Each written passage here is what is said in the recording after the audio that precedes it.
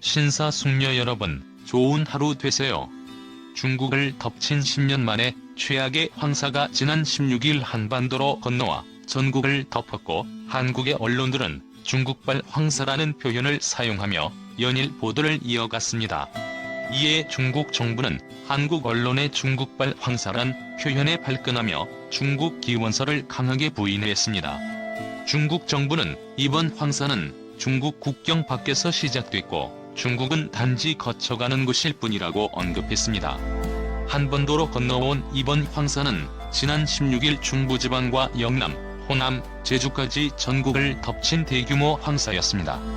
이날 지역별 미세먼지 농도는 경북 안동이 한때 333 마이크로그램 세제곱미터를 기록한 것을 비롯해 미세먼지 매우 나쁨의 기준인 151 마이크로그램 세제곱미터 이상인 최소 기준의 2배를 가뿐히 넘겼습니다.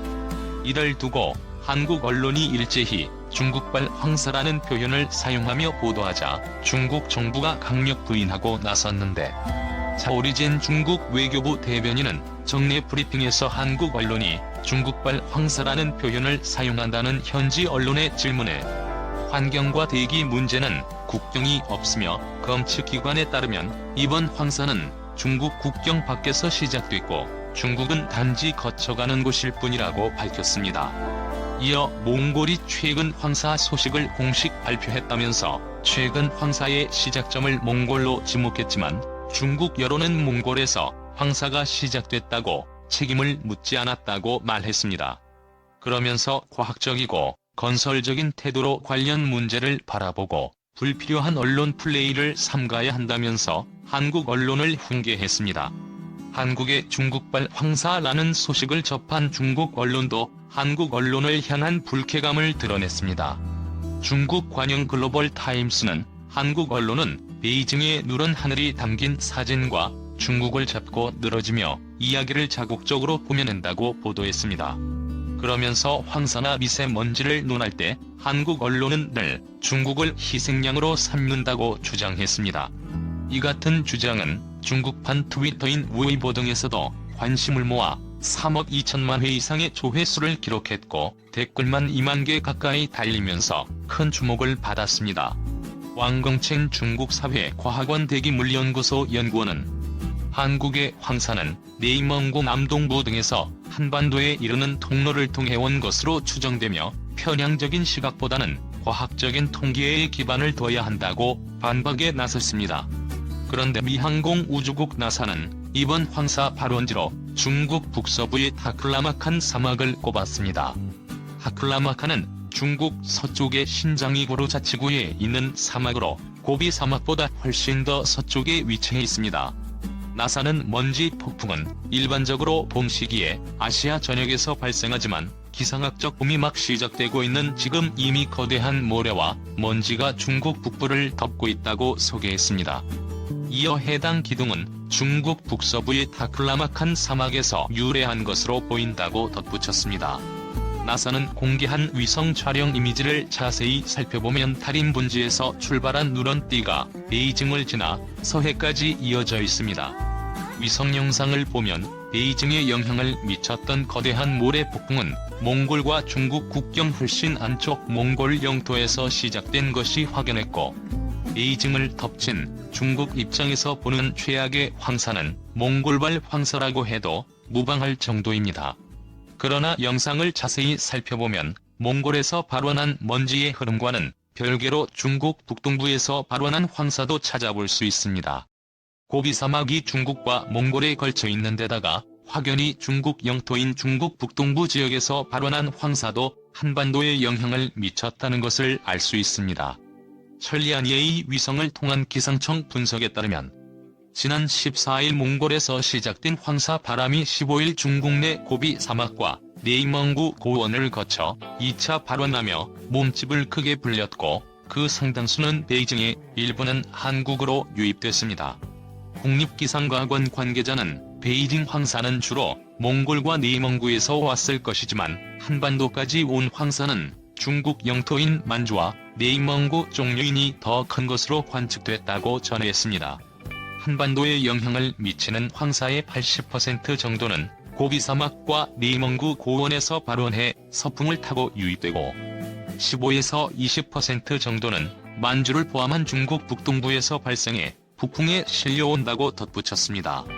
미 항공우주국 나사가 지난 15일 촬영한 아쿠아 위성 사진에선 중국 북서부 타클라마칸 사막 부근에서 발원한 황사가 베이징 등 일대를 뒤덮은 모습이 포착됐고, 나사는 강풍을 타고 황사가 동쪽으로 수천 킬로미터를 날아갔다고 전했습니다. 미세먼지, 황사 등 국경을 넘나드는 장거리 대기오염은 한국과의 노력만으로는 해결될 수 없습니다. 이번 황사만 보더라도 한국 언론은 중국발 황사라는 표현을 쓰며 직간접적으로 중국의 책임을 묻지만 중국은 몽골에서 발원한 황사라고 책임을 돌릴 뿐입니다. 과학적 태도를 언급한 중국 외교부는 보통 사실 확인이 불분명한 경우 원론적으로만 언급했는데, 이번 황사 발원이 몽골임이 분명하다는 사실이 확인됐기 때문에 단호하게 이야기한 것으로 보입니다. 같은 중국이지만 중국 베이징 시민들도 황사 피해자일 수 있는데 마치 가해자인 양 보도되는 것에 반박하며 자국민에게 중국 정부 역시 황사 해결을 위해 노력하고 있다는 것을 알리고자 한 것이란 분석입니다. 미세먼지와 달리 황사는 자연현상이고 기후변화로 사막화되어가는 면적이 넓어지고 있기 때문에 국제적으로 사막화 방지 조약을 맺고 서로 협력할 필요성이 존재합니다.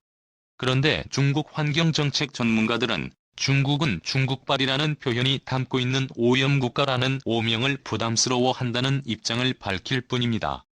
지난 16일 중국 외교부가 한국 언론에 대한 불편한 감정을 드러내 보일 무렵 한정희 환경부 장관과 황눈치우 중국 생태환경부 장관은 화상회의를 진행했습니다.